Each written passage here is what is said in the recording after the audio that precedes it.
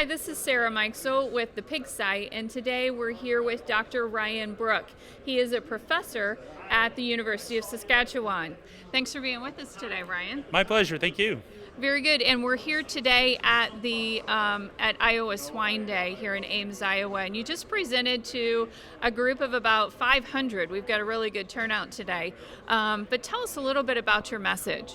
So we've been studying invasive wild pigs in Canada for over 20 years now of monitoring, and there are no native pigs in Canada, but they were introduced from Europe to be raised on farms as domestic wild boar. But unfortunately they got out, and even worse, people started cutting the fence and letting them go. And so we've had escapees and releases across Canada.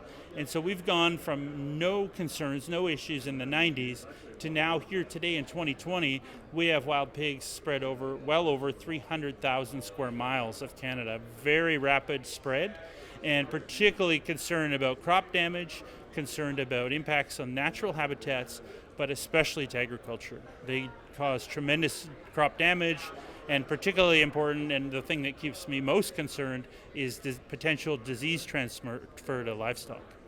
Very good, and let's talk a little bit about that. I mean, African swine fever is the concern in North America especially. Excuse me.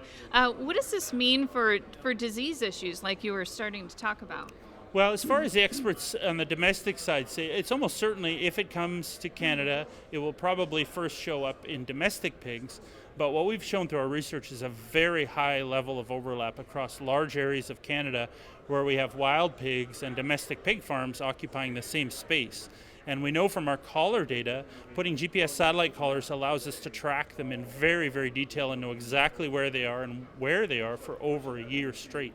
And we know many of these collared pigs are visiting domestic pig farms, feed on spilled feed, attracted to females, and just looking for anything they can eat. And that is a real concern from a disease side for potential contact between wild pigs that may develop some sort of disease and the potential to spread it to domestic pigs and have a huge economic impact.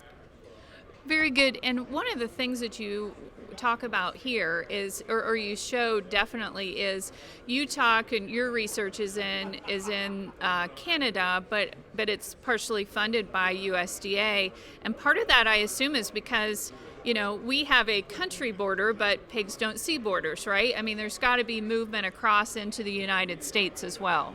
Yeah, indeed. That's one of the biggest concerns we have about wild pigs, is them potentially moving, because, of course, the majority of wild pigs in the continental U.S. is in the south, the Floridas, the Texas, the California, and very little, like, for example, several of the northern states are completely pig-free right now. And so that's really great, except now we have pigs potentially moving south from Canada. So that's a very justified concern, and something we're raising. It should be a real priority here in Canada. Very good. And one of the things that you mentioned early on was that in the U.S. the thought was that they really prefer the warm climate, right? Wild pigs are primarily found and that the idea that they're in Canada was even kind of not thought of, right? But you guys have really proven that wrong with your data. Well, that's indeed the case, and what a lot of experts said in Canada when some escaped or were released, they said they would never survive a Canadian winter at 40 below.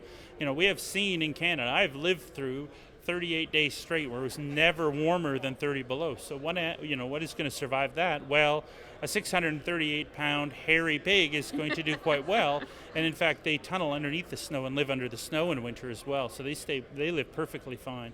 So that has been one of the bigger surprises of our research, and it has profound implications. And you also mentioned that they're not seen necessarily, right? People don't think there's a problem because they're not seeing them during the daytime. How does that happen? Well, wild pigs are very active, but it's mostly at night, so they avoid hunters and they avoid other human activity. They're also very evasive, and they hit the heaviest cover. They get into riparian areas along rivers and streams that have heavy willow cover. They stay in the trees, and they wait until corn is tall enough to hide them. So they eat a lot of corn, but mostly not until it's high enough that nobody can see them. So they use cover really well. And so, one of our greatest challenges in my career on this has been convincing people that we have pigs and they're a problem, because it is very much been a case of out of sight, out of mind.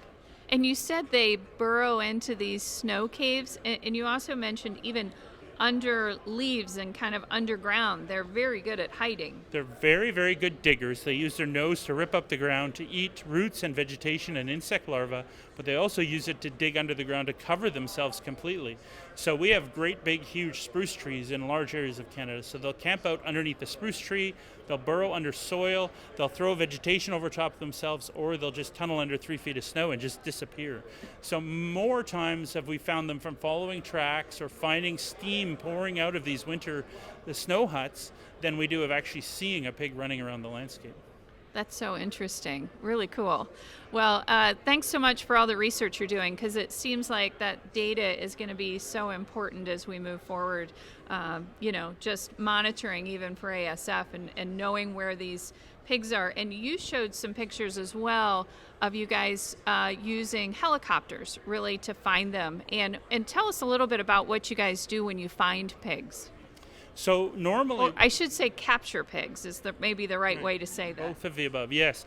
And so the main challenge is finding them. And so we usually have 2 to 3 small little airplanes in the air flying around looking for tracks, looking for nests, looking for those bury piles, flying early in the morning, looking for steam pouring out of those holes. And then we locate them, and then we call the helicopter in, and that uses a high-end infrared video camera to spot the heat signature through cover. So we find them. The helicopter fires a compressed net in a net gun, shoots a net out, and we can capture them and restrain them, and then we can euthanize them and kill them, or we can put a GPS satellite collar and let them go and track them. And so that's what we call a Judas pig. That pig then leads us to other pigs, which is incredibly useful. That's one of the most effective ways to find other pigs, is to track a large vasectomied wild male is one of the best ways to find and remove them.